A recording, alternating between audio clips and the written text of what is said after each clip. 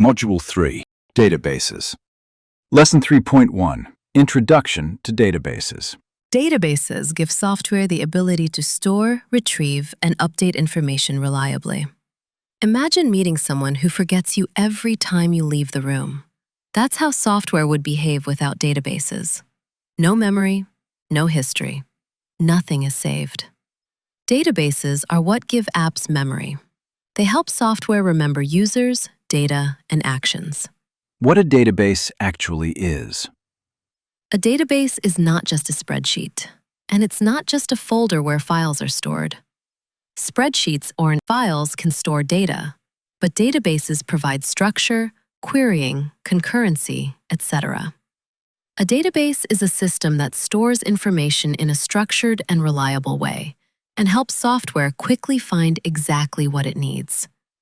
Think of it like a super efficient librarian. It knows exactly where every piece of information lives. What databases allow software to do? Almost every feature you depend on in modern software is really a database interaction. No database means no accounts, no content, no history, no progress. The 4 actions databases perform. At a high level, databases mostly do 4 things. Whether it's Instagram, a bank, or an LMS, CRUD is happening constantly. Why databases are critical. In modern systems, almost everything is database-driven. If the database goes down, core functions fail. Relational databases. One of the most common types of databases is called a relational database. It stores information in tables, like rows and columns. And the tables are connected using relationships. These relationships are created using keys.